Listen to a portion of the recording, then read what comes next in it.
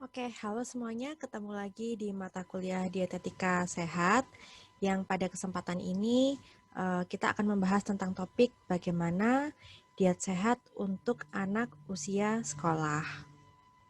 Nah, em, agenda yang akan kita bahas hari ini, pertama kita akan mempelajari pertumbuhan fisiologis dan perkembangan psikologis serta dampaknya terhadap masalah gizi pada anak usia sekolah.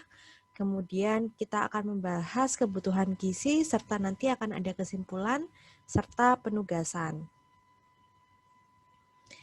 Oke, ketika kita mempelajari tentang diet pada masa pertumbuhan, baik itu bayi, balita, anak sekolah, remaja, karena mereka semua itu berada di rentang-rentang usia pertumbuhan, maka dari itu kita harus memahami bagaimana sih fisiologis dari pertumbuhan. Kira-kira faktor apa saja yang akan mempengaruhi pertumbuhan fisik dari berbagai kelompok usia yang berbeda-beda tersebut. Nah, sehingga nantinya kita akan membuat intervensi yang cocok sesuai dengan kondisi fisiologi saat ini yang dapat mengoptimalkan potensi tumbuh dari kelompok usia sasaran kita. Nah, kali ini kita akan bahas tentang bagaimana sih pertumbuhan fisik pada anak usia sekolah. Oke, jadi karena anak usia sekolah ini masuk dalam rentang usia pertumbuhan, sehingga setiap tahunnya anak sekolah akan bertambah tinggi dan beratnya. Namun, apabila dibandingkan dengan kelompok usia lainnya, yaitu kelompok bayi balita maupun kelompok remaja, laju pertumbuhan pada anak usia sekolah ini cenderung lebih lambat dibandingkan usia pertumbuhan lainnya. Gitu ya. Nah, tetapi walaupun pertumbuhan fisik lebih lambat dibandingkan usia pertumbuhan lainnya, di pihak lain terjadi perkembangan yang sangat pesat pada sisi perkembangan kognitif, emosional maupun sosial. Jadi karakteristik psikologis dari anak usia sekolah dengan anak usia di bawahnya maupun di atasnya itu sangat berbeda. Di mana pada anak usia sekolah ini terjadi perkembangan kemampuan belajar yang sangat pesat dibandingkan usia sebelum 5 tahun begitu ya. Jadi ini akan juga mempengaruhi pemilihan makan serta preferensi makan anak. Nah, yang kedua, adanya perubahan lingkungan sosial, di mana pada anak usia sekolah, anak tidak lagi hanya bergaul dengan orang-orang di rumah gitu ya, tapi karena sudah mulai sekolah, maka keberadaan orang lain seperti guru, teman, atau mungkin anggota keluarga lainnya, itu juga akan memberikan pengaruh terhadap pembentukan pola makan dari anak itu sendiri. Jadi peran orang tua sedikit demi sedikit sudah mulai berkurang gitu ya, tapi pengaruh lingkungan luar dari guru, dari teman maupun dari media iklan itu akan meningkat perannya untuk membentuk pola makan anak-anak itu sendiri. Nah, pentingnya pengaturan gizi seimbang pada usia anak sekolah itu bermanfaat untuk mengoptimalkan pertumbuhan, perkembangan, serta kesehatan anak. Dengan memastikan gizi yang seimbang pada anak usia sekolah, selain kita mengusahakan supaya anak dapat tumbuh sesuai potensi optimalnya, kita juga ingin mencegah peluang terjadinya penyakit degeneratif pada masa dewasanya. Jadi kita harus mulai membentuk pola makan itu dari dini, termasuk pada anak usia sekolah ini. Jadi pada anak usia sekolah karakteristiknya adalah anak sudah bisa memilih dengan keinginannya sendiri terhadap makanan apa yang mau dikonsumsi, makanan apa yang disukai. Nah, sehingga kita harus mulai menanamkan nilai-nilai bagaimana sih cara makan yang baik pada anak usia sekolah. Nah, anak usia sekolah ini diklasifikasikan menjadi dua kelompok. Middle childhood ini adalah anak usia sekolah berusia 5-10 tahun.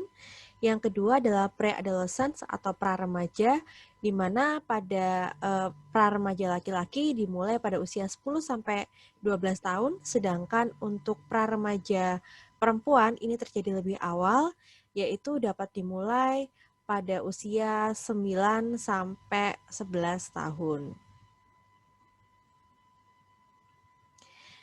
Nah, bagaimana sih pola pertumbuhan fisik pada anak usia sekolah? Jadi seperti yang saya jelaskan sebelumnya, pola pertumbuhan fisik pada anak sekolah memang cenderung lebih lambat dibandingkan bayi balita. Per tahun kira-kira akan terjadi penambahan berat badan 3 sampai 3,5 kilogram rata-rata, dan tinggi badan akan bertambah sekitar 6 cm per tahun. Walaupun lajunya mulai melambat sehingga monitoringnya nggak perlu mingguan ya atau bulanan seperti posyandu gitu ya, tapi tetap memerlukan monitoring periodik agar kita mengetahui apakah anak-anak tumbuh sesuai dengan seharusnya gitu, yang seharusnya. Jadi pemantauan pertumbuhan itu bisa dilakukan mungkin 6 bulan atau 1 tahun sekali, mengingat pertambahan berat dan tinggi badan juga tidak terlalu signifikan gitu ya selama per tahunnya. Gitu ya, tapi tetap harus dipantau secara periodik. Nah, sekarang kita akan bahas tentang pertumbuhan fisik anak. Ya, jadi pertumbuhan anak usia sekolah itu memiliki pola fisiologi yang berbeda dengan pertumbuhan pada bayi balita maupun pada remaja. Di gambar sebelah kiri, kita dapat melihat ini adalah grafik laju pertumbuhan tinggi badan berdasarkan usia anak gitu ya. Nah, jadi di sini mulai usia 0 sampai 2 tahun terjadi pertumbuhan yang sangat pesat gitu ya. Kemudian nanti akan melambat.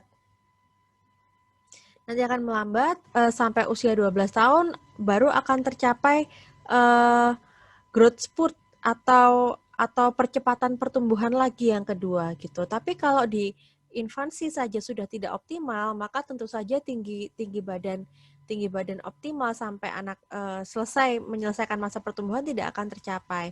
Nah, walaupun ini cenderung datar gitu ya, tapi pertumbuhan pada usia sekolah ini juga berperan penting untuk memastikan bahwa ketika mulai growth spurt itu anak-anak start dengan tinggi yang optimal. Nah, setiap fasenya hormon dan faktor yang berperan dalam memaksimalkan pertumbuhan anak itu berbeda-beda. Jadi secara umum proses pertumbuhan itu dibagi menjadi 4 fase, yaitu fase ketika dalam kandungan atau intrauterus, kemudian fase bayi, fase anak, dan fase remaja ketika sudah mengalami pubertas. Nah, setiap fase ini dipengaruhi oleh faktor yang berbeda-beda. Misalnya pada usia bayi dan ketika masih dalam kandungan, faktor yang paling berperan penting untuk mengoptimalkan potensi pertumbuhan seorang anak itu adalah asupan makan. Jadi asupan makan itu memberikan faktor yang sangat signifikan. Nah, sedangkan pada usia anak-anak faktor yang dominan itu adalah hormon-hormon pertumbuhan. Dan ketika remaja nanti akan ada pengaruh hormon-hormon seksual dalam mengatur percepatan pertumbuhannya. Nah, jadi kita akan fokus ke kira-kira zat gizi apa sih yang dapat membantu atau mengoptimalkan hormon-hormon pertumbuhan yang perannya sangat signifikan pada pertumbuhan anak usia sekolah ini. Ya, gitu. Jadi pada anak usia sekolah, ini ada 2 faktor yang berperan signifikan, yaitu faktor hormon pertumbuhan serta faktor hormon tiroid. Nah, kita akan bahas satu-satu setiap faktornya. Yang pertama adalah faktor hormon pertumbuhan atau growth hormone.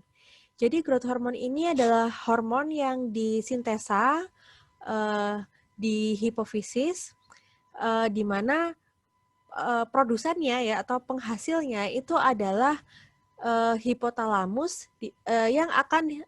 hipotalamus ini akan mengeluarkan hormon lain yang disebut dengan GHRH atau growth hormone releasing hormone dan somatostatin. Nah, Dari kedua jenis hormon ini yang bertugas untuk mensekresikan growth hormone adalah GHRH atau growth hormone releasing factor. Sedangkan somatostatin itu menghambat kerja dari GHRH. Jadi keseimbangan antara GHRH dan somatostatin ini juga sangat penting untuk mengendalikan produksi dari growth hormone itu sendiri. Nah, ketika growth hormone sudah diproduksi, untuk dapat bekerja, growth hormone ini harus terikat dengan reseptornya yang disebut dengan growth hormone reseptor atau GHR ini. Di mana ketika growth hormone dan growth hormone reseptor ini sudah terikat satu sama lain, maka efek yang akan ditimbulkan adalah tubuh kita akan menstimulasi transkripsi dari insulin growth factor 1 atau IGF-1. Nah, IGF-1 inilah yang nantinya akan berperan dalam proses pertumbuhan serta pematangan di sel tulang. Semakin banyak IGF-1 tersedia dalam serum, maka semakin banyak IGF-1 yang akan dihantarkan ke tulang dan digunakan untuk merangsang pertumbuhan. Nah, faktor-faktor yang dapat mempengaruhi bioavailabilitas IGF-1 itu adalah IGF-BP 3 dan ALS serum. Ya, jadi ini dapat memperpanjang waktu paruh dari IGF dalam serum sehingga bioavailabilitasnya akan meningkat. Nah, IGF yang sudah ada di dalam serum itu akan berikatan dengan reseptor tirosin kinase yang memungkinkan IGF-1 itu merangsang proliferasi sel kondrosit di plat pertumbuhan tulang dengan cara mengaktifkan program diferensiasi dari beberapa sel di dalam tulang, diantaranya osteoblas gitu ya. Jadi kalau osteoblas ini terangsang untuk didiferensiasi, akhirnya tulang itu sel tulang akan membelah semakin banyak gitu sehingga plat pertumbuhan akan tumbuh semakin panjang. Jadi kalau tulang manusia kalau dilihat seperti ini ya tulang skeletal kita. Nah, pada masa pertumbuhan tulang di bagian sini, tulang epifisis dan hipofisis ini belum menyatu. Jadi belum menyatu, belum jadi satu tulang gitu, masih bisa tumbuh terus gitu. Nanti sampai akhirnya pada usia dewasa dia akan menyatu, akan berhenti tumbuh gitu. Jadi selagi platnya ini belum tersambung, plat pertumbuhan ini belum tersambung, pada saat itulah kita dapat mengintervensi tinggi badan gitu. Jadi dapat menambah tinggi badan. Nah, salah satu faktor yang merangsang supaya pertumbuhan tulang yang platnya belum menyatu ini lebih cepat itu adalah IGF-1, di mana sekresi dari IGF-1 ini salah satunya dipengaruhi oleh keberadaan growth hormone tadi. Dan pada anak usia sekolah, ini growth hormone ini merupakan faktor dominan yang mengatur regulasi dari pertumbuhan tulang anak. Nah, hormon yang kedua itu adalah tiroid hormon. Sebenarnya tiroid hormon ini mirip-mirip kerjanya dengan growth hormone. Nah, secara garis besar, tiroid hormon mempengaruhi proses pertumbuhan dengan dua mekanisme, yaitu secara langsung dan secara tidak langsung. Secara langsung, tiroid ini mengatur proliferasi dan diferensiasi dari beberapa tipe sel tulang, yaitu kondrosit, osteoblas, serta osteoklas. Nah, secara tidak langsung, hormon tiroid ini juga punya reseptor gitu ya, di mana reseptornya itu adalah tiroid A, alfa, dan beta. Nah, dari beberapa penelitian itu ditunjukkan bahwa ternyata TRA ini atau tiroid reseptor alfa itu memiliki peran yang penting dalam mengatur fungsi sel tulang. Secara tidak langsung, hormon tiroid juga mengatur jalur persinyalan dari berbagai faktor pertumbuhan, yaitu termasuk juga IGF-1, seperti yang diatur oleh growth hormone tadi ya. Nah, selain IGF-1, faktor pertumbuhan yang dipengaruhi oleh hormon tiroid ada juga hormon paratiroid gitu dan juga fibroblast. Nah, tiroksin itu juga ternyata dianggap penting untuk mengatur sekresi dari growth hormone sendiri. Jadi keberadaan tiroksin juga mengatur bagaimana tubuh kita mensekresikan growth hormone. Kondisi hipotiroidisme atau kekurangan hormon tiroid itu menyebabkan penurunan sekresi dari growth hormone. Jadi kalau seseorang mengalami hipotiroid atau kekurangan hormon tiroid, maka sekresi growth hormonnya juga akan ikut menurun. Nah, kondisi terkait gizi apa yang mempengaruhi sekresi atau keberadaan dari growth hormone itu sendiri? Beberapa penelitian itu mengkonfirmasi bahwa kondisi kurang gizi maupun gizi lebih itu mempengaruhi sekresi dari growth hormone di tubuh kita.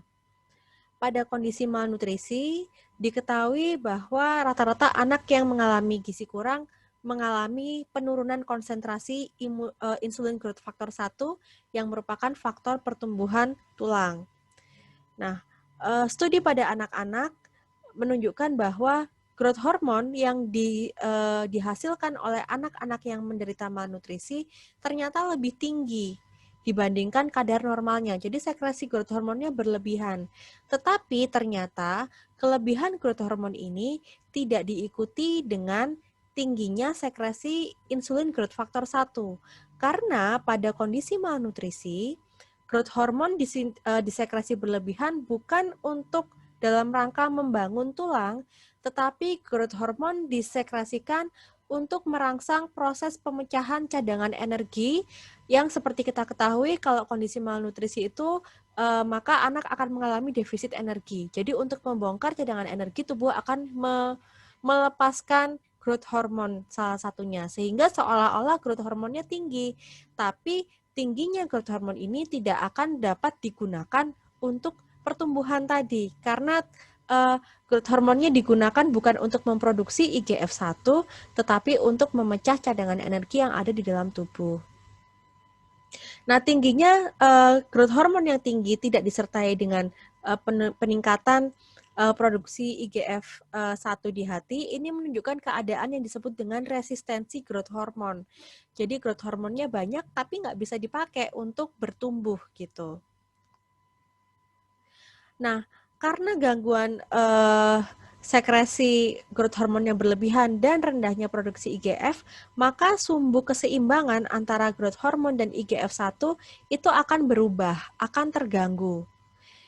Dan akhirnya ketidakseimbangan antara kedua faktor ini akan menyebabkan penurunan ekspresi growth hormone reseptor dan IGF-1 mRNA di hati serta mempercepat dekomposisi IGF-1 dan mengurangi aktivitas biologis dari serum IGF-1.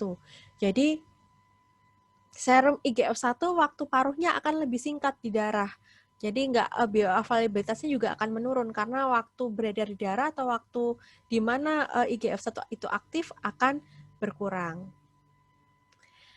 Nah, sebaliknya, kalau tadi di kondisi malnutrisi growth hormone cenderung tinggi, pada anak obesitas ternyata status growth hormone itu cenderung rendah gitu. Jadi populasi obesitas baik anak-anak maupun dewasa biasanya menunjukkan status growth hormone yang rendah. Nah, ternyata pada subjek dewasa peningkatan indeks massa tubuh per unit, jadi per 1 kg per meter kuadrat, itu dapat menurunkan sekresi growth hormone sebesar 6%. Studi pada anak-anak yang pendek melaporkan bahwa ternyata IMT per U itu berhubungan negatif dengan tingkat growth hormone. Jadi kalau IMT per U-nya semakin tinggi, artinya dia semakin overweight atau obesitas, ternyata tingkat growth hormonnya semakin rendah gitu ya. Jadi korelasinya negatif. Nah, hal ini diduga berkaitan dengan efek dari obesitas, di mana obesitas ini ternyata meningkatkan regulasi somatostatin, yaitu senyawa atau hormon yang dapat menghambat kerja dari GHRH atau growth hormone releasing hormone tadi yang kita bahas sebelumnya. Jadi kalau si somatostatinnya lebih tinggi, otomatis kerja GHRH terhambat. Kalau kerja GHRH terhambat, otomatis sekresi dari growth hormone juga akan menurun. Nah, selain itu, pada kondisi obesitas, itu juga terjadi resistensi insulin, di mana resistensi insulin ini berkontribusi pada penurunan sekresi growth hormone juga pada obesitas. Jadi ada dua mekanisme, yaitu dengan meningkatkan somatostatin dan karena resistensi insulin tadi yang menurunkan sekresi dari growth hormone. Nah, kemudian bagaimana sih intervensi gizi yang tepat untuk memperbaiki keseimbangan antara growth hormone dan IGF-1 yang terganggu ketika anak mengalami gizi kurang maupun obesitas. Jadi masih sangat terbatas studi-studi yang menunjukkan tentang bagaimana efek asupan zat gizi tertentu terhadap growth hormone. Beberapa studi diantaranya itu meneliti tentang asupan susu dan zinc yang dikaitkan dengan growth hormone serta IGF-1. Nah, sebuah studi mengkonfirmasi bahwa asupan susu itu berkorelasi positif dengan konsentrasi IGF-1. Jadi, peningkatan asupan susu dari 200 ml menjadi 600 ml per hari itu ternyata dapat meningkatkan konsentrasi IGF-1 menjadi 30% lebih tinggi dari sebelumnya. Dan selain itu, selain berkontribusi pada peningkatan IGF, ternyata susu juga memiliki protein yang disebut dengan kasein, di mana peran utamanya adalah salah satunya merangsang pertumbuhan anak. Nah, zat gizi yang kedua adalah zinc. Jadi, zinc ini memang diketahui merupakan kofaktor dari berbagai macam enzim di tubuh kita. Jadi ada banyak sekali hormon dan enzim yang membutuhkan keberadaan zinc untuk dapat bekerja. Nah, sebuah studi pada anak-anak yang diberi suplementasi zinc ternyata menunjukkan bahwa pemberian zinc itu memberikan efek positif terhadap pertumbuhan dan tingkat IGF-1 pada anak dengan defisiensi zinc maupun yang tidak defisiensi. Jadi baik yang defisiensi maupun tidak, kalau diberi suplementasi zinc ternyata IGF-1-nya sama-sama meningkat jumlahnya, seperti itu. Nah, hanya saja bagaimana sih mekanisme zinc ini merangsang produksi IGF-1 itu belum ada penelitian yang dapat menggambarkan mekanisme kerja dari zinc untuk meningkatkan IGF-1 ini dengan jelas seperti itu. Jadi ini masih sangat sedikit penelitiannya seperti itu dan butuh pengembangan penelitian lebih lanjut.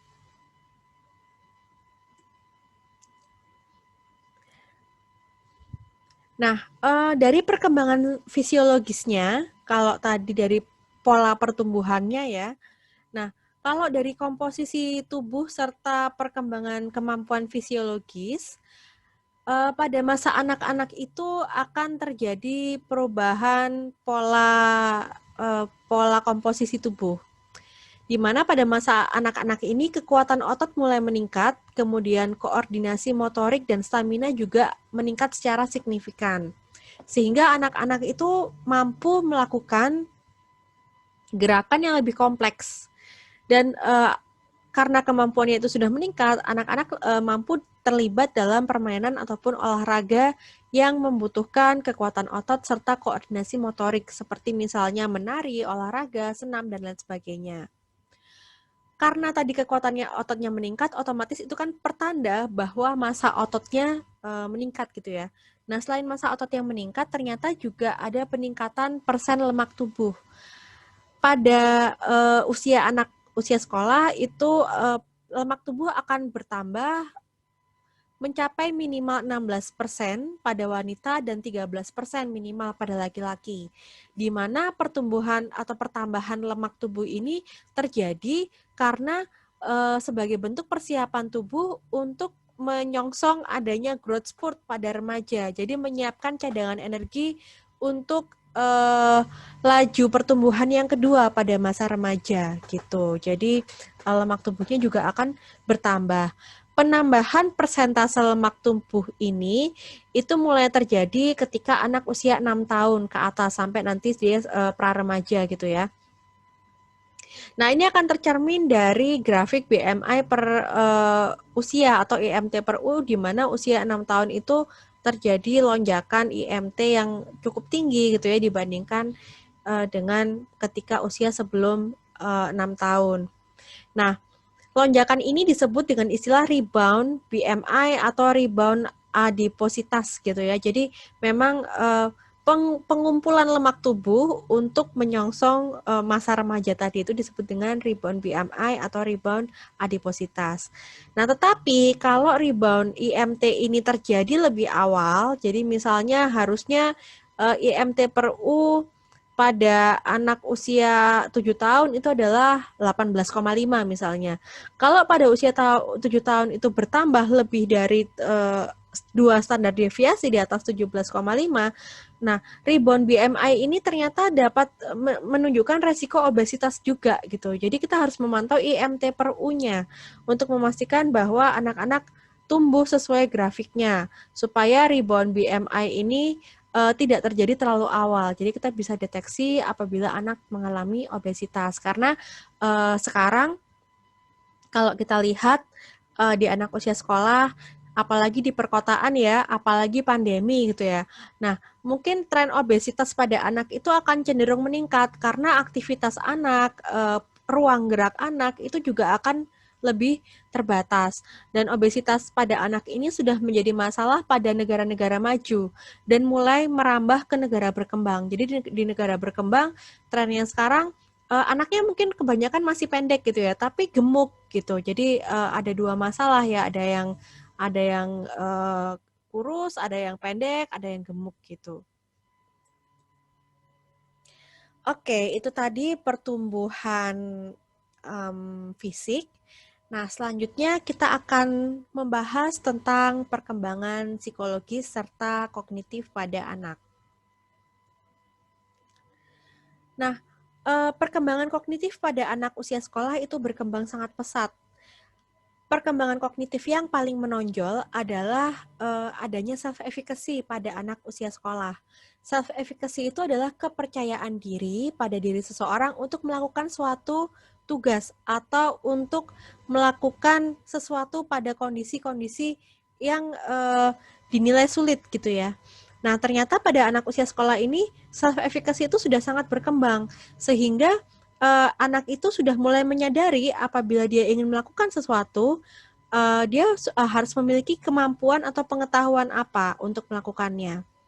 Dan kalau dia sudah diajari, itu biasanya kepercayaan diri untuk melakukan apa yang sudah diajarkan itu lebih tinggi, lebih meningkat gitu ya. Jadi anak sangat mungkin diberikan edukasi gizi pada usia anak sekolah.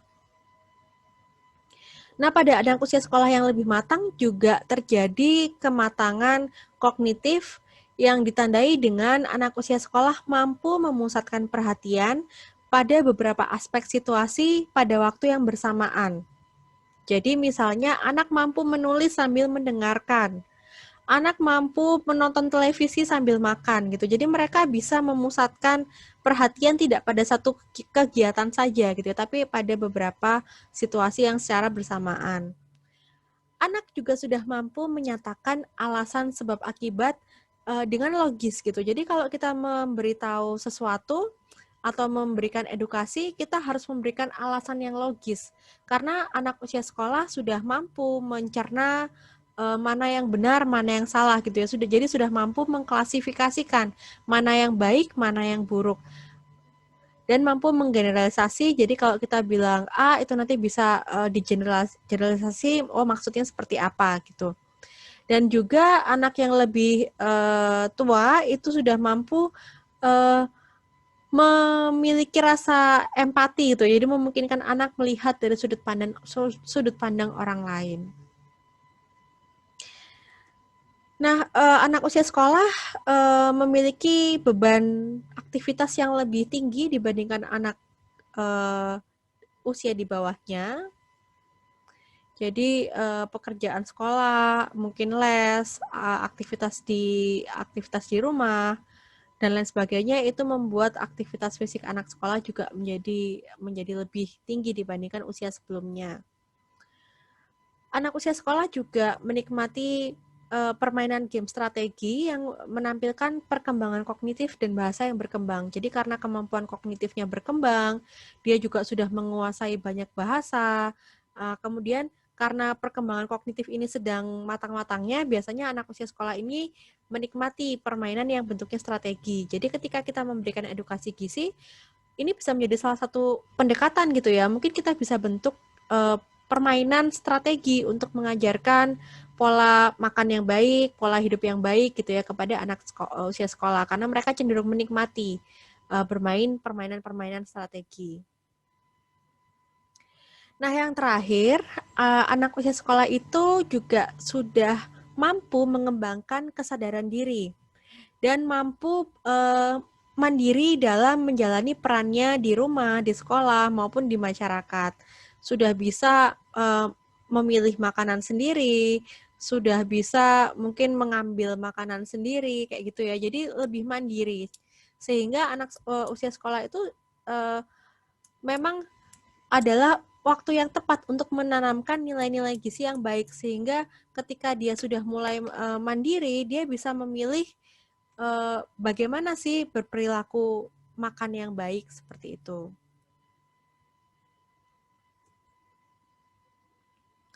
Selanjutnya adalah kemampuan dan kebiasaan makan.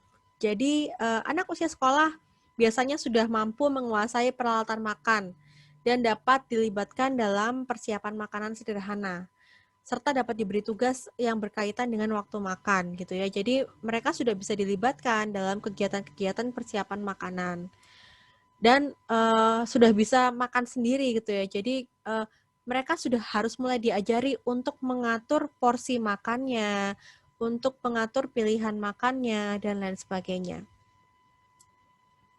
Walaupun anak-anak ini sudah mandiri, namun tetap orang tua dan terutama saudara yang lebih tua atau kakak biasanya itu memberikan pengaruh terhadap pemilihan makanan anak usia sekolah gitu ya. Jadi walaupun dia sudah mandiri, tapi kan mandirinya itu mandiri di situasi-situasi tertentu gitu ya, tetap di bawah pengawasan orang tua.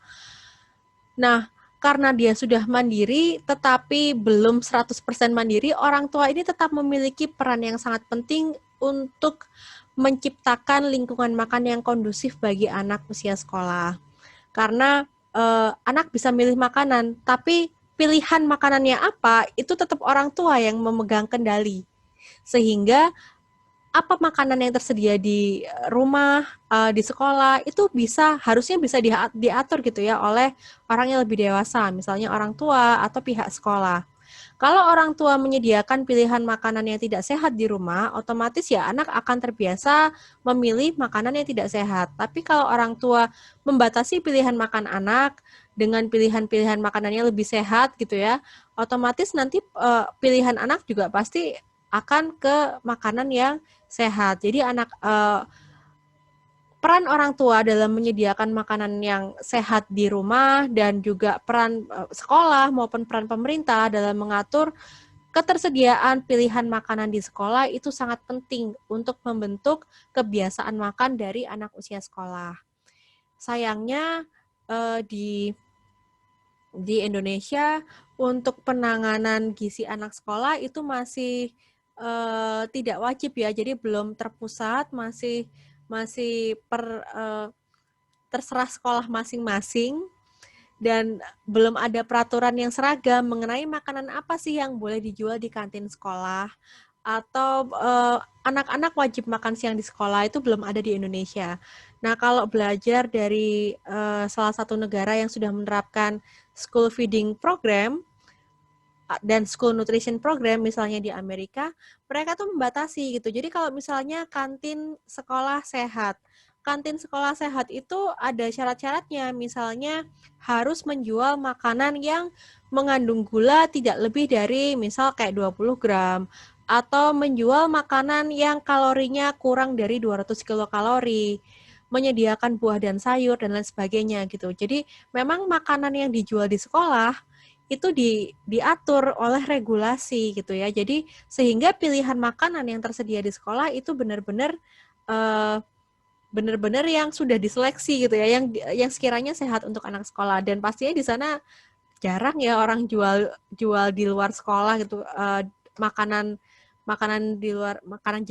jajanan di luar sekolah kayak di Indonesia gitu ya. Kalau di Indonesia mungkin akan lebih sulit gitu ya meregulasi pedagang supaya tidak menjual makanan di luar sekolah seperti itu.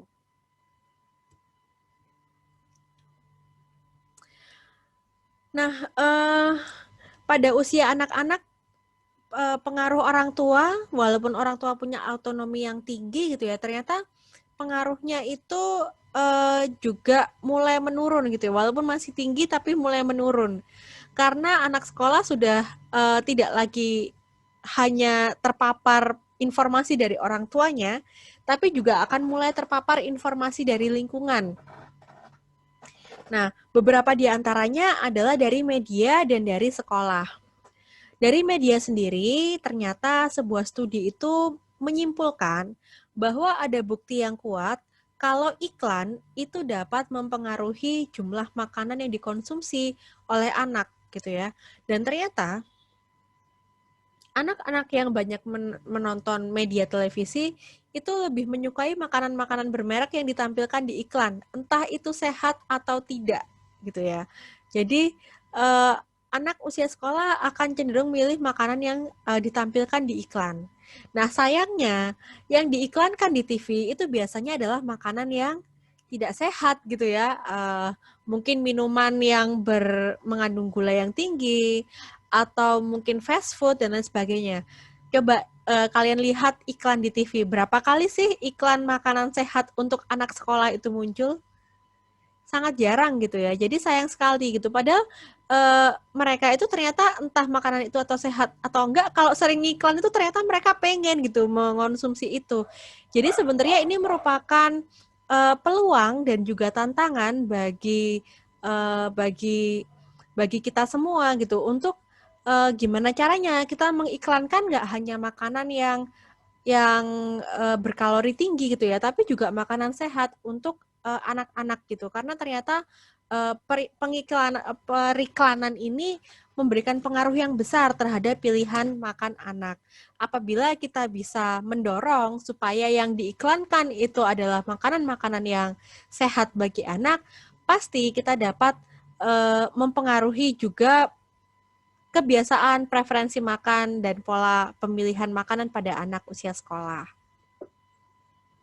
Nah, yang kedua adalah faktor sekolah. Jadi karena anak menghabiskan waktu sebelum pandemi ya ini ya, anak menghabiskan waktu mostly juga di sekolah selain di rumah, otomatis ketersediaan makanan di sekolah juga akan mempengaruhi pilihan makanan dari anak seperti yang saya sudah bahas sebelumnya gitu ya. Jadi apa yang tersedia di sekolah ya pasti mau nggak mau itu yang akan dibeli gitu ya.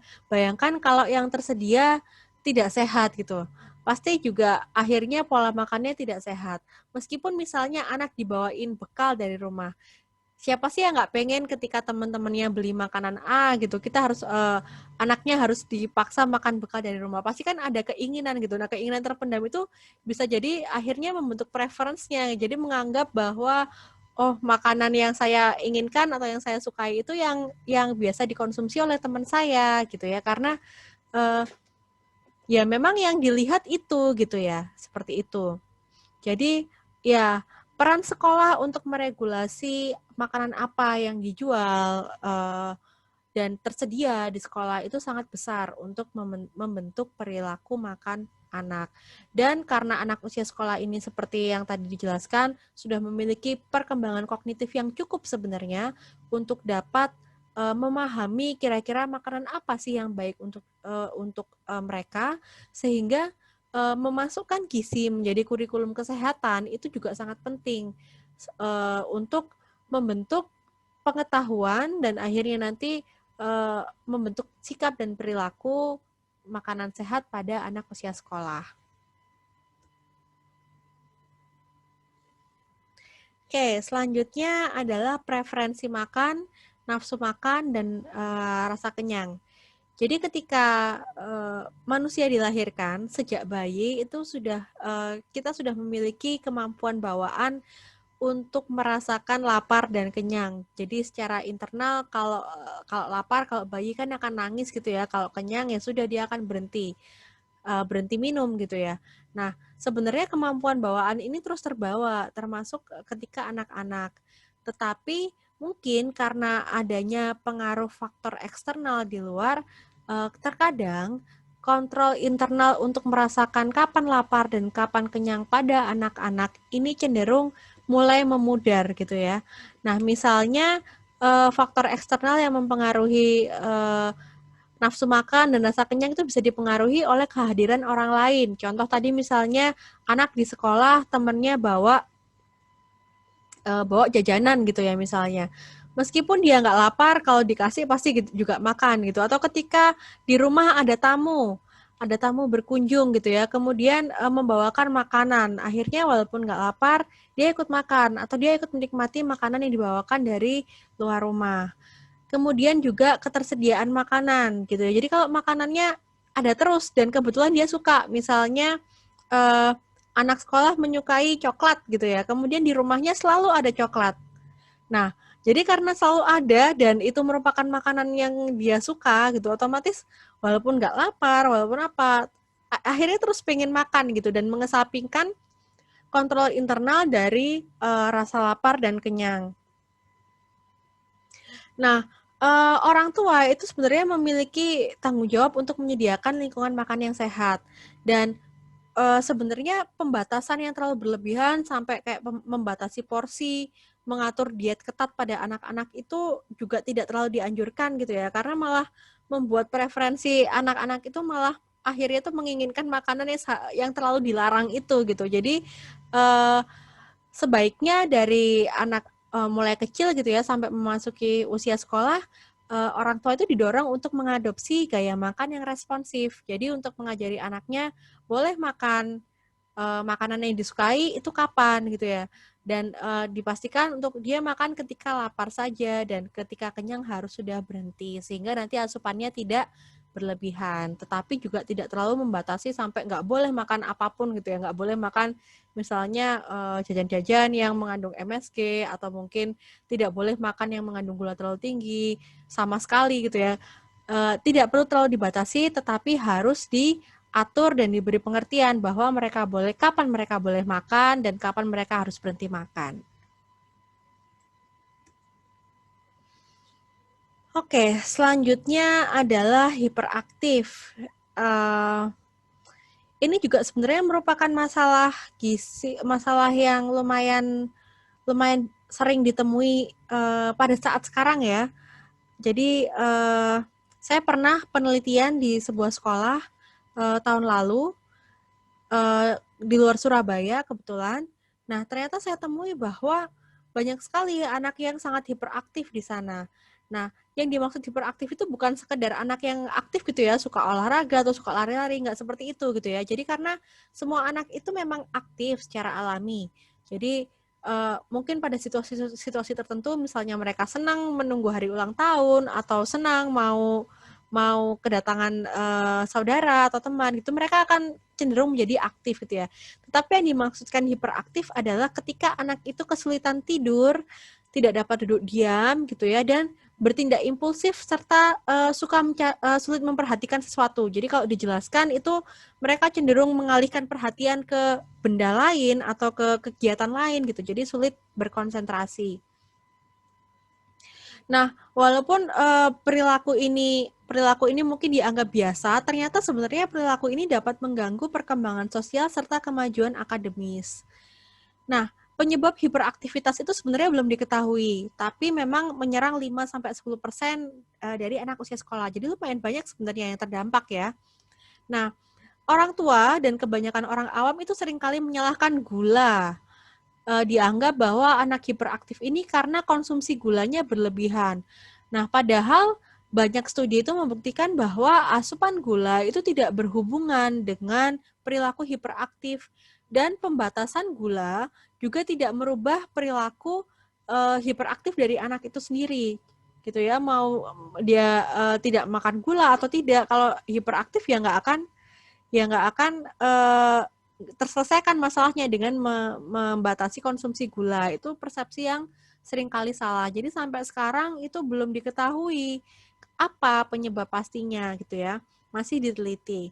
Nah, salah satu penelitian, ini studi yang bagus, jadi salah satu penelitian itu melakukan observasi pada 300 anak sekolah, kemudian mereka melihat berapa banyak yang hiperaktif dan berapa banyak yang tidak. Kemudian dilihat juga bagaimana sih asupan zat aditif, di antaranya itu pewarna buatan sama pengawet natrium benzoat atau keduanya. Jadi seberapa banyak anak yang hiperaktif ini mengonsumsi zat pewarna dan pengawet ini, kalau yang nggak hiperaktif berapa banyak, kemudian dihubungkan. Nah, ternyata ditemukan bahwa konsumsi zat aditif dalam hal ini pewarna dan pengawet buatan itu berhubungan signifikan dengan perilaku hiperaktif dari anak usia sekolah. Tetapi bagaimana mekanismenya zat aditif ini bisa menyebabkan hiperaktif itu masih tanda tanya. Jadi kita masih nggak tahu, tapi penelitian ini membuktikan memang berhubungan gitu dengan sampel yang cukup banyak gitu ya, 300 anak. Cuman kan ini penelitian baru sifatnya observasi, jadi kan hanya pengamatan. Mungkin kan kalau pengamatan itu kan kita nggak mengkondisikan subjeknya, sehingga mungkin ada faktor-faktor lain yang tidak diteliti dalam penelitian itu yang juga turut mempengaruhi perilaku hiperaktivitas pada anak usia sekolah. Jadi masih butuh dikonfirmasi oleh penelitian lain lebih lanjut gitu ya, untuk mengkonfirmasi apakah betul zat aditif seperti pewarna atau pengawet ini dapat memicu perilaku hiperaktif pada anak usia sekolah.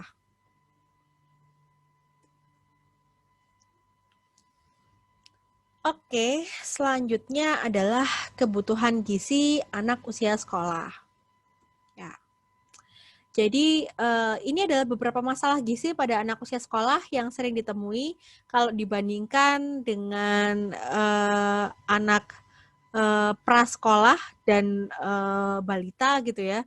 Masalahnya tuh lebih ke asupan makanan yang tinggi kalori gitu ya. Jadi kurangnya asupan buah dan sayur, tinggi asupan snack tinggi kalori, kemudian asupan minuman yang mengandung gula tinggi, kurangnya asupan serat, menurunnya konsumsi susu, serta meningkatnya durasi menonton televisi atau menghabiskan waktu di layar, baik untuk nonton televisi maupun untuk bermain game gitu ya.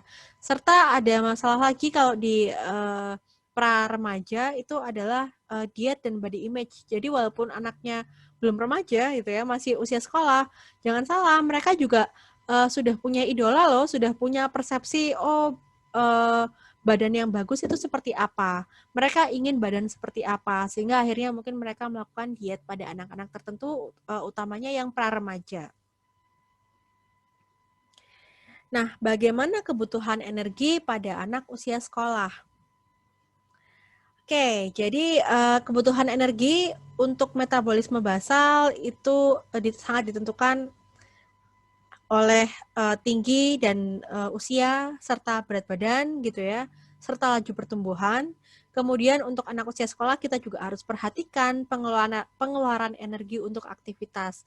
Jangan sampai salah hitung gitu ya, karena kalau anak usia sekolah itu kan aktivitasnya terkadang banyak gitu ya. Jadi kita nggak bisa asal mengklasifikasikan level aktivitas fisiknya, harus diukur benar. Kalau misalnya dia aktivitasnya sekolah sampai jam 4 misalnya, habis pulang sekolah dia masih les, kemudian malamnya dia masih belajar, itu kira-kira faktor aktivitas fisiknya masuk yang mana, itu harus dihitung manual gitu ya. Coba dilihat nanti di panduannya IOM, itu ada pedomannya bagaimana sih mengklasifikasikan faktor aktivitas fisik berdasarkan tipe aktivitas fisiknya. Nah, energi dari makanan ini penting untuk memastikan pertumbuhan, serta protein juga harus cukup untuk digunakan sebagai bahan baku dari pertumbuhan gitu ya, tanpa membuat anak itu kelebihan berat badan. Jadi energi itu harus cukup, tidak boleh kurang dan jangan sampai kelebihan. Nah, rentang distribusi makronutrien yang dapat diterima atau AMDR untuk anak usia sekolah itu 45-65% sebagai karbohidrat, 20-35% sebagai lemak, dan 10-30% sebagai protein. Ini rumus kebutuhan energi, biasanya kita ambil dari IOM. Jadi ada IOM yang versi aslinya. Kalau mungkin kalian browsing, ada IOM yang versi Indonesia, di mana di rumus yang versi bahasa Indonesia itu ada tambahan 10%. Nah, itu karena yang dipublikasi dalam bahasa Indonesia itu digunakan untuk menghitung AKG. Kalau AKG memang dari hasil perhitungan energi untuk normal itu ditambah 10% gitu ya. Jadi untuk karena kan untuk populasi, nggak semuanya kebutuhannya sama. Tapi kalau kalian menghitung kebutuhan individu, nggak untuk populasi, gunakan yang tanpa penambahan 10%. Jadi gunakan rumus yang aslinya, yang seperti ini gitu ya. Nah, IOM ini membedakan kebutuhan energi menjadi, untuk anak usia sekolah menjadi 2 rumus ya.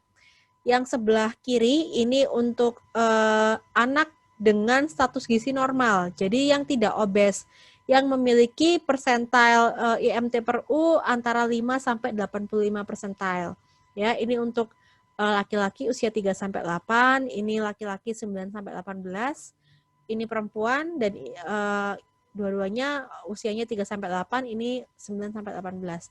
Nah, yang sebelah kanan ini apabila anak usia sekolah itu mengalami obesitas atau overweight di mana IMT per U itu lebih dari 85 persentil atau plus 1 standar deviasi kalau pakai WHO ya. Nah, itu kita gunakan rumus kebutuhan energi yang berbeda. Gitu.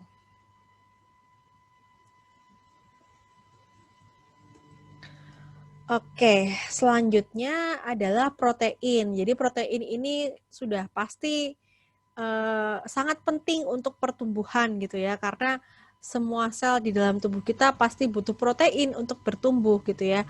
Nah, dan pada usia anak usia sekolah ini karena lajunya melambat, kebutuhan protein per kilogram berat badan itu sedikit menurun dibandingkan usia di bawahnya gitu ya. Nah, minimal kebutuhan protein per hari untuk anak usia sekolah itu adalah 0,95 gram per kilogram berat badan per hari. Jadi ini kalau dikonversi menjadi berat badan normal itu sekitar 19 sampai 34 gram per kilogram berat badan per hari. Nah, kalau misalnya anaknya kurus gimana? Pakai yang persentase tadi, minimal 10% dulu gitu ya, bisa sampai 30%. Jadi kita bisa pakai AMDR maupun kita pakai gram per kilogram berat badan per hari. Selanjutnya adalah zat besi. Zat besi adalah salah satu zat gizi mikro esensial untuk pertumbuhan dan ternyata anak usia sekolah ini mengalami resiko defisiensi besi yang lebih tinggi dibandingkan kelompok usia yang lain gitu ya. Nah, kalau kita biarkan terus-menerus, maka anemia defisiensi besi ini dapat mempengaruhi perkembangan psikologis, perilaku, maupun pertumbuhannya. Kebutuhan zat besi itu harus dihitung nggak saklek sama kebutuhan ini ya, AKG gitu ya, tapi bisa bervariasi. Berdasarkan apa? Berdasarkan kualitas dan tingkat penyerapan zat besinya gitu. Jadi kalau sumber zat besi misalnya 100% adalah non-hem, misalnya pada anak-anak yang vegan gitu ya, otomatis jumlah kebutuhan zat besinya akan beda dengan anak yang tidak diet vegan gitu ya, karena atau yang konsumsi makanannya kebanyakan dari hewani, karena kualitas dari besi jenis hem dan non-hem itu kan berbeda. Kalau non-hem tanpa vitamin C yang cukup gitu ya pada tingkat tertentu, penyerapannya mungkin cuma 5% dari total zat gizi yang ada dalam makanan itu. Tapi kalau hem itu bisa sampai 65% gitu ya. Jadi kita harus lihat juga sumbernya. Kalau sumbernya non-hem, otomatis kebutuhannya akan lebih tinggi karena tingkat penyerapannya lebih rendah. Nah, ini adalah batasan kriteria anemia pada anak usia sekolah. Jadi, untuk melihat apakah anak sekolah mengalami anemia atau tidak, kita bisa lakukan pengukuran kadar Hb ataupun hematokrit. Anak usia sekolah usia 5-8 tahun disebut sebagai anemia apabila hemoglobinnya kurang dari 11,5 gram per desiliter atau hematokritnya kurang dari 34,5%. Sedangkan anak usia 8-12 tahun dikatakan anemia apabila hemoglobinnya kurang dari 11,9 atau hematokritnya kurang dari 35,4%. Selanjutnya kalsium. Kalsium ini juga sangat penting, sudah tahu lah ya, kalsium ini dibutuhkan untuk mineralisasi tulang dan kebutuhannya bervariasi. Untuk anak usia sekolah membutuhkan kira-kira sekitar 1000 sampai 1300 mg kalsium per hari. Nah, tetapi ketika kita ingin memastikan asupan kalsium yang tinggi pada anak, kita nggak bisa hanya fokus pada jumlah kalsium pada dietnya, karena asupan kalsium pada individu itu sangat bergantung pada kompetitornya. Jadi penyerapan kalsium di dalam usus kita itu sangat tergantung oleh zat gizi lain, seperti jumlah protein, vitamin D, fosfor, dan juga satu lagi sebenarnya yaitu natrium. Jadi kalau kalian ingin menyusun menu yang misalnya mengandung kalsium yang tinggi atau cukup untuk sesuai AKG, nggak bisa cuma lihat kalsiumnya, tapi juga harus dilihat misalnya keseimbangan kalsium dan fosfor atau rasio kalsium dan natriumnya gitu ya. Jadi untuk memastikan bahwa kalsium yang diberikan itu bisa diserap secara optimal. Karena kalau kita berikan kalsium tinggi misalnya, sedangkan kita tahu zat penghambat penyerapan kalsium adalah natrium. Kita juga berikan makanan awetan yang mengandung tinggi garam. Nah, otomatis kalsium yang sudah tinggi dari bahan makanan yang kita rancang di diet itu nggak akan bisa terserap di saluran cerna karena tingginya natrium tadi. Jadi kita harus perhatikan juga zat gizi yang lain yang mungkin menghambat penyerapan dari kalsium. Oh ya, kalsium dan zat besi ini sifatnya juga kompetitif ya. Jadi kalau kalian harus mempertimbangkan juga kalau kalsiumnya sekian, zat besinya sekian, kira-kira ini akan saling menghambat nggak ya penyerapan dari zat gizi masing-masing gitu. Jadi fokuskan ke satu zat gizi dan lihat kira-kira zat lain yang mempengaruhi penyerapannya apa. Itu juga harus ikut dihitung di dalam menu gitu. Selanjutnya ini ada seng. Jadi seng ini seperti kita bahas sebelumnya, itu merupakan salah satu zat gizi yang berpengaruh terhadap sekresi growth hormone, dan juga seng ini diduga mempengaruhi nafsu makan karena meningkatkan sensitivitas indera pengecap kita. Ya, jadi kalau misalnya ketajaman rasa menurun atau nafsu makan memburuk, bisa jadi itu disebabkan karena defisiensi seng. Nah, sumber seng yang terbaik itu adalah dari makanan laut ya. Jadi beberapa anak yang mungkin konsumsi protein hewaninya rendah, misalnya asupan daging dan makanan lautnya rendah, itu mungkin mengalami defisiensi zinc. Jadi kita bisa lihat nih dari pola makannya, kok jarang makan protein hewani. Nah, itu kita bisa menduga bahwa mungkin anak tersebut mengalami defisiensi seng. Ya. Nah, diagnosis defisiensi seng ini terutama defisiensi marginal yang masih batas-batas atas itu mungkin sulit dideteksi ya, karena parameter laboratorium seperti plasma, eritrosit serum, rambut, dan urin itu memiliki nilai yang terbatas dalam menentukan defisiensi zinc. Kemudian ada pengaruh positif suplementasi zinc terhadap pertumbuhan serta konsentrasi seng serum gitu. Oke, zat gizi selanjutnya adalah vitamin D. Vitamin D ini dibutuhkan untuk penyerapan kalsium dan pengendapan kalsium di tulang. Di sisi lain, memenuhi asupan vitamin D yang cukup itu juga dapat mencegah penyakit degeneratif seperti kanker, kardiovaskular, diabetes, dan lain sebagainya. Nah, vitamin D ini dapat diperoleh dengan mudah di negara tropis seperti Indonesia melalui sinar matahari.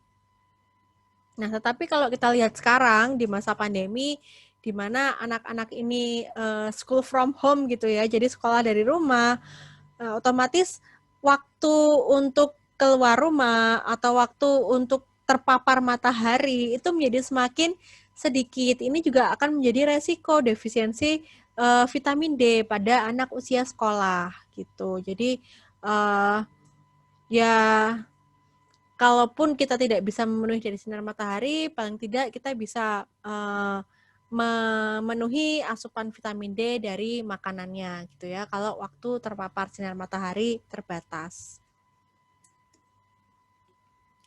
Oke, selanjutnya ini adalah strategi pemberian makan anak usia sekolah berdasarkan perkembangan kognitifnya. Jadi berdasarkan tingkatan usianya, setiap tingkatan usia itu menunjukkan karakteristik kognitif yang berbeda-beda, di mana itu akan mempengaruhi pendekatan gizi yang bisa kita lakukan ke anak pada spesifik usianya.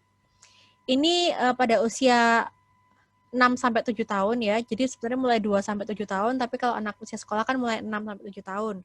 Perkembangan kognitif yang nampak itu adalah mereka mulai mengalami proses internalisasi. Jadi biasanya mereka memiliki intuisi-intuisi dan menggunakan simbol-simbol tertentu gitu ya. Nah, efeknya terhadap pemberian makan dan gizi itu adalah pemberian makan itu bisa menjadi bahasa sosial gitu untuk memberikan perhatian kepada anak-anak itu, dan kita bisa menjelaskan makanan-makanan, jenis-jenis makanan berdasarkan warna, bentuk, jumlah dan lain sebagainya gitu ya. Jadi anak bisa mengenali makanan dari warna, dari bentuk, dari jumlah. Nah, kemudian pada usia yang lebih tua itu anak sudah bisa membuat reasoning atau membuat pernyataan yang logis berdasarkan penampakan serta apa yang terjadi. Anak juga sudah bisa mengklasifikasikan secara fungsional, tapi walaupun belum sistematik gitu ya. Dan juga anak bisa melihat dirinya sebagai seorang individu gitu. Nah, karena dia sudah bisa mengklasifikasikan tadi walaupun belum sistematis, dalam pendekatan pemberian makan dan gizi kita bisa mengklasifikasikan makanan menjadi mana yang dia sukai, mana yang tidak dia sukai, dan mana yang baik, mana yang tidak baik gitu ya. Walaupun kita belum menjelaskan mengenai alasan-alasan kesehatan, tapi kita bisa menunjukkan, oh ini loh makanan yang baik, ini makanan yang tidak baik, ini pada usia sekitar 6-7 tahun. Pada usia yang lebih tua lagi, sekitar 7-11 tahun, anak sudah mulai bisa fokus pada beberapa aspek situasi gitu ya. Nah, juga anak dapat belajar hubungan sebab akibat gitu dari suatu alasan. Jadi bisa berpikir lebih rasional, itu mulai 7 tahun ke atas. Sudah bisa mengklasifikasikan dan mereklasifikasi, juga sudah bisa berempati kepada orang lain.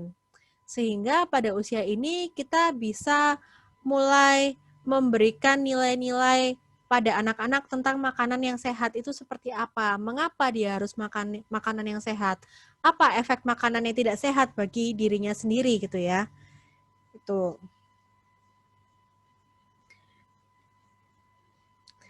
Nah, karena anak juga sudah bisa mulai berempati tadi, jadi waktu makan itu sangat esensial gitu ya untuk membuat anak melihat cara makan orang lain itu gimana.